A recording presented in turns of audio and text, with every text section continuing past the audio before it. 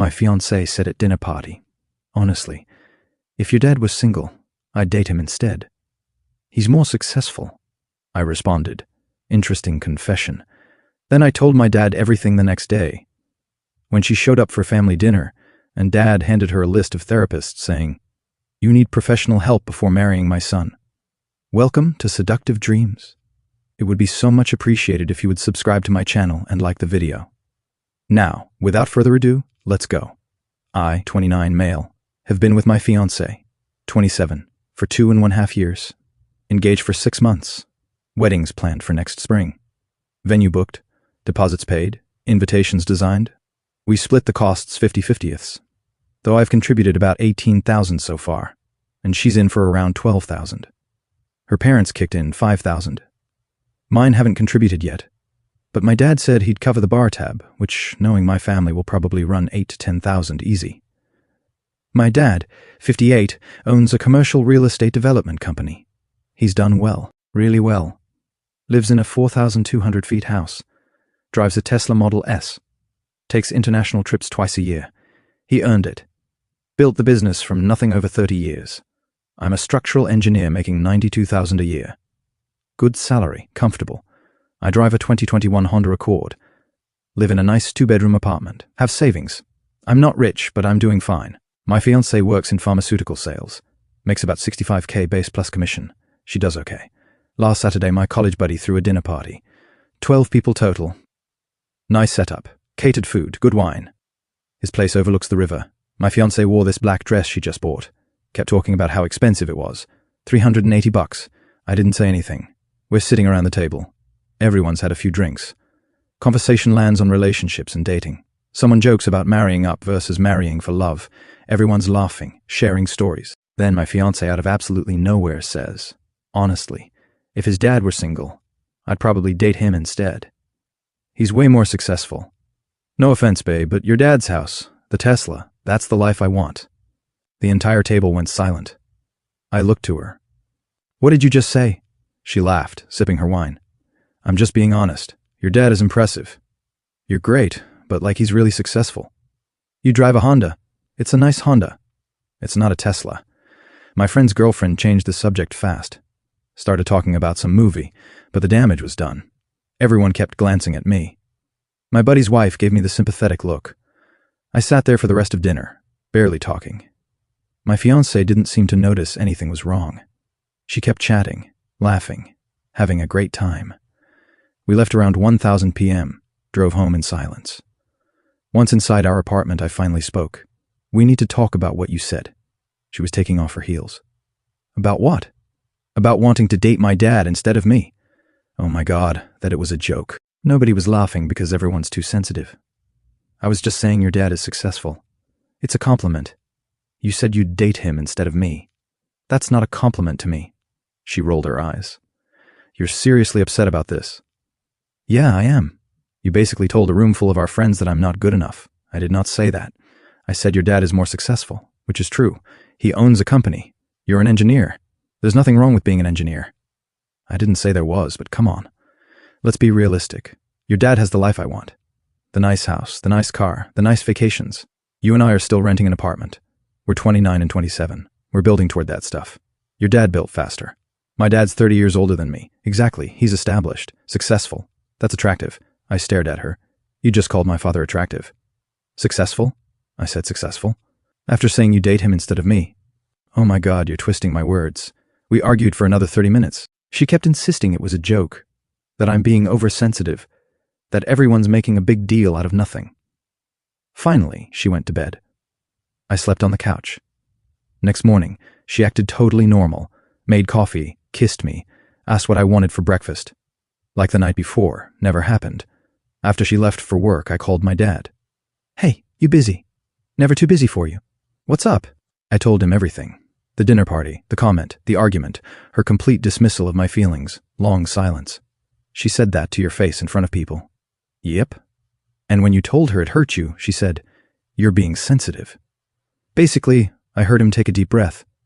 "Bring her over for dinner Friday. Tell her it's just regular family dinner." "Don't tell her I know." "What are you planning?" "I'm going to have a conversation with her. One she needs to hear." "Dad, Trust me on this. Friday, 6 p.m. All right. When my fiancé got home, I mentioned dinner at Dad's. Oh, fun. I love going to your dad's house. Should I bring wine?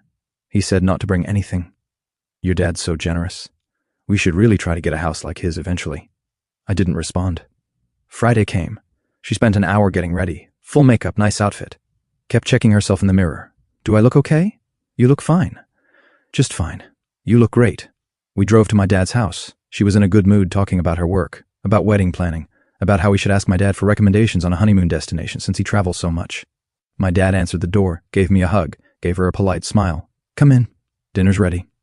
He'd made pot roast with vegetables and mashed potatoes. Everything laid out nicely on his dining room table. My fiancé complimented everything. The food, the house, the new art he'd hung up. This place is just incredible. Seriously, goals. My dad nodded. Thanks, we ate. Small talk. She dominated the conversation, talking about wedding planning, the flowers she'd picked, the photographer, the venue. My dad listened, occasionally asking questions. Then, about 20 minutes in, he set down his fork. So, I wanted to discuss something with both of you. My fiancé smiled. Of course. What's up? He reached into his shirt pocket and pulled out a folded piece of paper, unfolded it carefully, slid it across the table to her. What's this? She asked, picking it up. A list of therapists in the area. I've already called and vetted them. They all have availability. I think you should see one before you marry my son. Her smile froze. I'm sorry, what? You need professional help. That list has 5 therapists who specialize in relationships and self-awareness. Pick one. Schedule an appointment. She looked at me. Is this a joke? I shook my head. No. She looked back at my dad. Why would I need therapy? Because of what you said at the dinner party last weekend about how if I were single, you'd date me instead of my son because I'm more successful.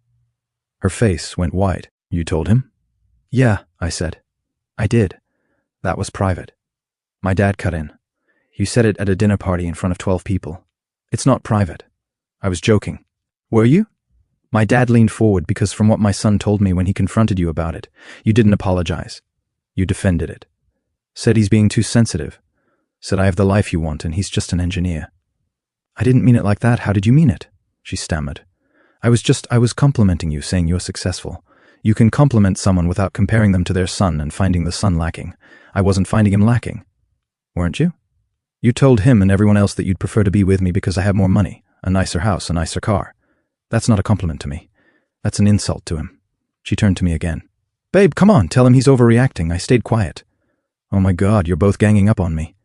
My dad shook his head. We're not ganging up. We're addressing something you said that was inappropriate and hurtful. Something you still haven't actually apologized for. I apologized. No, you didn't. You said he was being sensitive. That's not an apology. She stood up, chair scraping loudly. I don't have to sit here and be attacked. You're not being attacked. You're being told the truth. My son deserves someone who respects him for who he is, not someone who's using him as a stepping stone to get closer to my lifestyle. I'm not using him. Are you?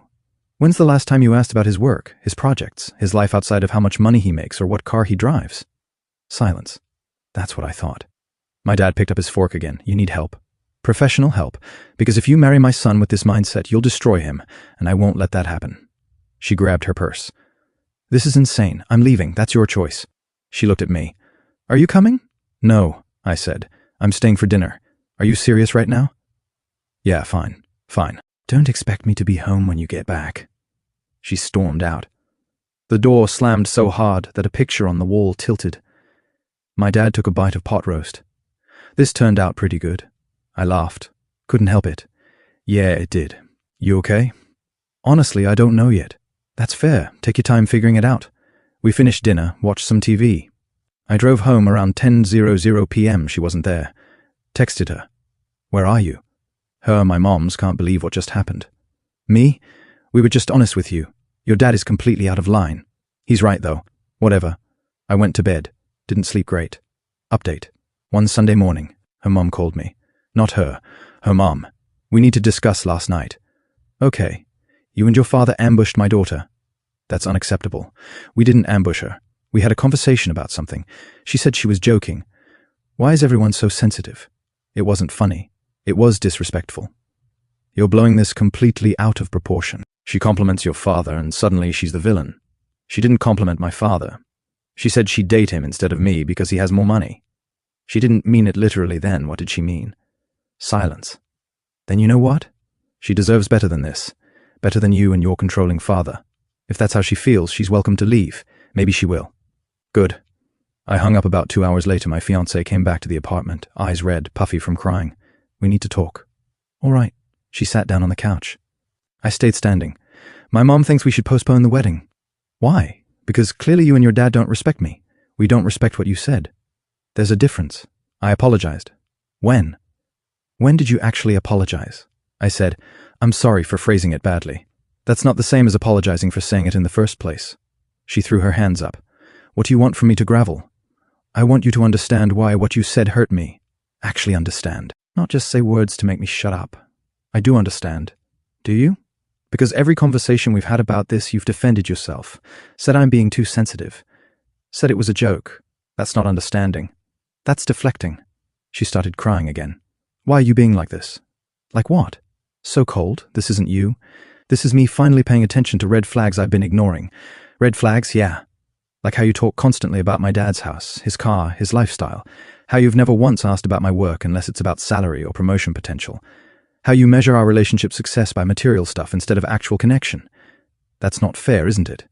Name one project I'm currently working on. Silence. Exactly. You don't know because you don't care. You care about what I represent. Access to my dad's world. That's not true. Then prove it. Tell me about my job. What am I working on? She just cried harder. I sighed. Look, I need space. Maybe you should stay at your mom's for a few days. Are you breaking up with me? I don't know yet.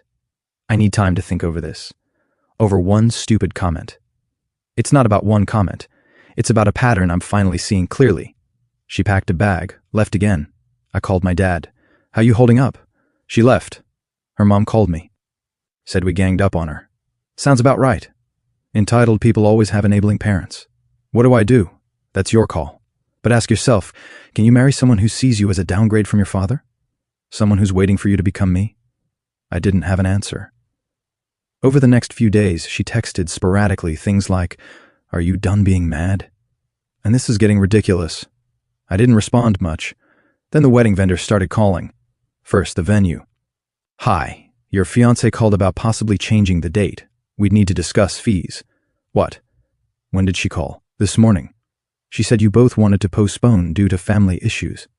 I didn't agree to that. Oh, well, she seemed certain. Should we proceed or don't change anything yet? I'll call you back. I called her immediately. What are you doing calling the venue? I'm being proactive. If we're postponing, we need to lock in a new date. Who said we're postponing? My mom thinks your mom doesn't get a vote. Well, someone needs to make decisions since you're ignoring me. I'm not ignoring you.